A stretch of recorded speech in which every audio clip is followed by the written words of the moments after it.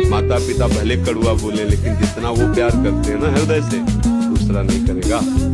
माँ चाहे जितना दुख हो, जब माँ ऐसे हृदय से लगा लेती ना, तो एक असीम आनंद मिलता है। देखो माता पिता सबसे बड़े परमात्मा है हमारे, वो गुरु है, सबको मानना चाहिए। वयोवृद्ध माता पिता का व्यवहार नहीं देखना चाहिए, वो चाहे गाली दे, कड़वा व्यवहार करे, पर आपको है कि जब तक उनका शरीर रहे, उनकी दास्ता से युक्त रहोगे तो जीवन सुखी रहेगा।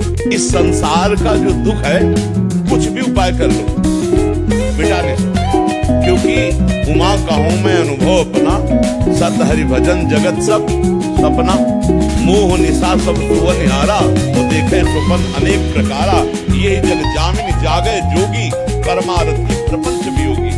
जब जाग गया तब सोना क्या, जब समझ गया तो रोना क्या, समझ गया तो रोना क्या। अभी हम लोग स्वाप्निक जगत में फंसे हुए, इसलिए भगवान का आश्रय लो, नाम जप करो, सत्संग सुनते रहो, तो इस दुख से निवृत्ति हो जाएगी। नहीं बड़ा कर्म जाल फंसा हुआ है। लोगों के कहने से हमें कोई प्रभाव नहीं पड़ता, हमें अपना जीवन सुदृढ़ अपने लिए रखना चाहिए। हम जैसे हैं हमारे भगवान जानते हैं, ये क्या कहता है इस बात पर हमें ध्यान दें। लोग लोगों की बातों के लिए जीते हैं, लोग हमें अच्छा कहें, आप अच्छे जियो, पूरा संसार अच्छा कहेगा, आज नहीं तो कल कहेगा, चलो तो सही ढंग से चलो। सच्ची कहते हैं, कोई नहीं, ना रिश्ता, ना परिवार, ना संसार, कोई नहीं प्यारे। जिस दिन तुम सड़ने लगोगे, किसी के काम लायक नहीं रहोगे, उस समय तुम्हें कोई प्यार करे तो मैं बता दूं। काम लायक हो इसलिए सब प्यार कर रहे हैं, कि कितना भी आप करो, परिणाम में वो आपका साथी नहीं बनेगा। अगर उसको जरूरत पड़ी तो आपकी बात को नीचा दिखाने की कोशिश करेगा। वो ये नहीं सोचेगा कि कल इसने हमारे साथ बहुत अच्छा उपकार किया, मैं धन्यवाद देता हूँ, मैं तुम्हारे साथ हूँ। ऐसा संसार नहीं है, संसार का स्वभाव ऐसा नहीं। वो तुमने जितना किया है उसके बदले में तुम्हें दुख ही देगा, जरूरत पड़ी तो तुम्हारे विरोध में खड़ा हो जाएगा।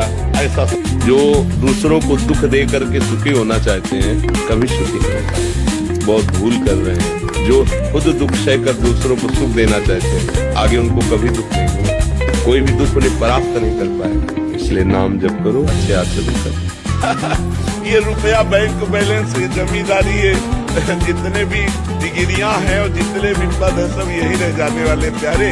हम तो कई बार कहते हैं कि होश में ऐसे देश में कमा रहे हो जहाँ से चवन्नी नहीं ले जाओगे, यही सब छुड़ा लिया जाएगा। अगर नाम जप किया, वो तुम्हारे साथ। अपने दिमाग में ज्यादा लेना नहीं चाहिए, तो बुरी बात हुई उसे छोड़ो, आगे बढ़ो, आनंद में जीवन व्यतीत करो। अब पीछे जो घट गई उसके विषय में अब हम डिप्रेशन में जाए क्या, वर्तमान को नष्ट करें क्या? वर्तमान को पीछे की बातों में, भूत की बातों में नष्ट करना बहुत बड़ी गलती है।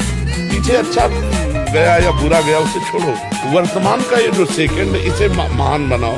राधा राधा राधा। हमें लगता है अपने दुख को केवल भगवान से कहना चाहिए, दूसरा कोई पूछे कैसे हो तो मुस्कुरा के कह देना चाहिए, अच्छा बड़ी कृपा है, और अंदर ही अंदर भगवान से बात करें कि आप तो जानते हो, आप सर्वांतर्यामी हो, सर्वशक्तिमान हो, इस समय मैं इस समस्या में हूँ, हे नाथ मेरी समस्या का समाधान करो या मुझे सहने की सामर्थ्य दो। इंसान खुद दुखी है, तो तुम्हारे दुख में क्या सहयोग, बहुत से बहुत और हंसी उड़ा सकता है आपकी, या थोड़ा सा सहानुभूति प्रकट कर सकता है, लेकिन उसकी सहानुभूति से हमारा दुख मिट जाएगा क्या? लेकिन भगवान मिटा देंगे।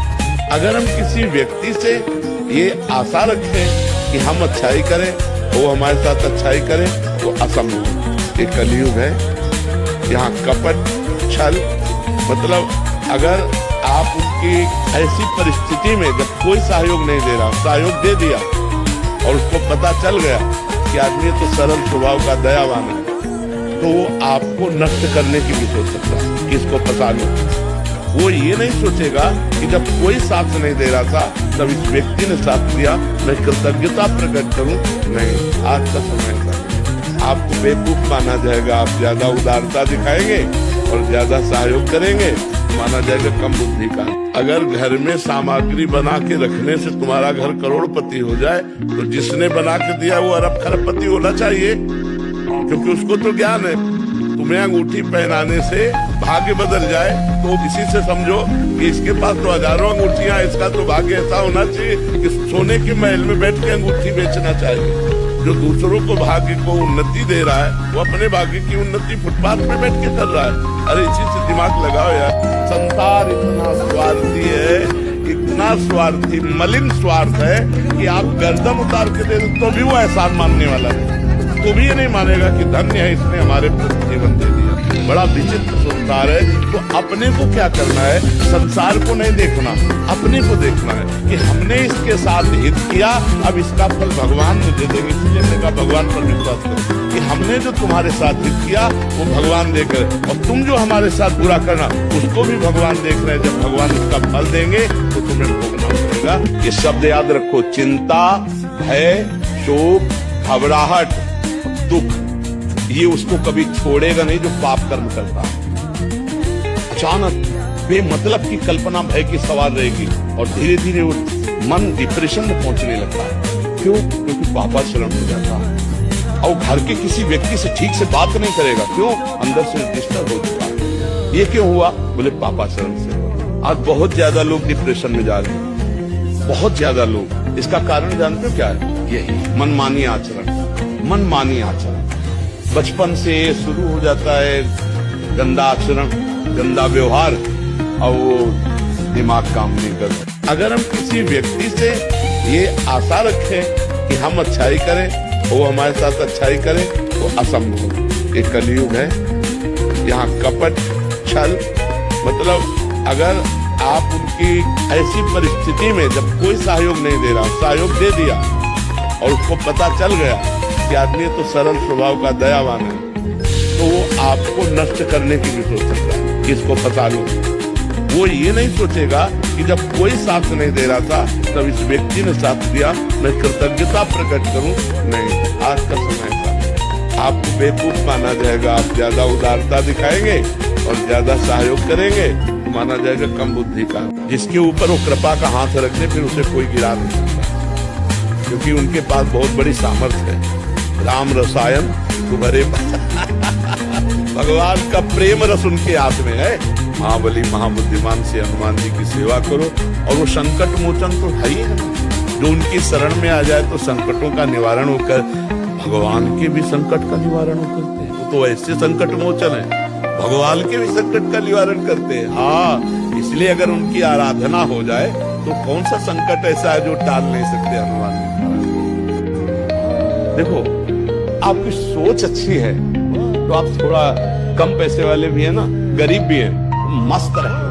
सोच सही नहीं है तो चाहे आपके पास अरबों रुपया हो, आपका जीवन नरक जैसा रहेगा, क्योंकि आपकी सोच अशांति, कलह, नाना प्रकार की वासनाओं में, खेल में फंसाकर आपको नष्ट कर देगा।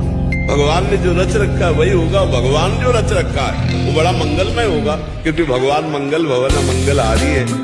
हमको भी चिंता क्या करनी, हमें दिमाग में तनाव क्यों रखना।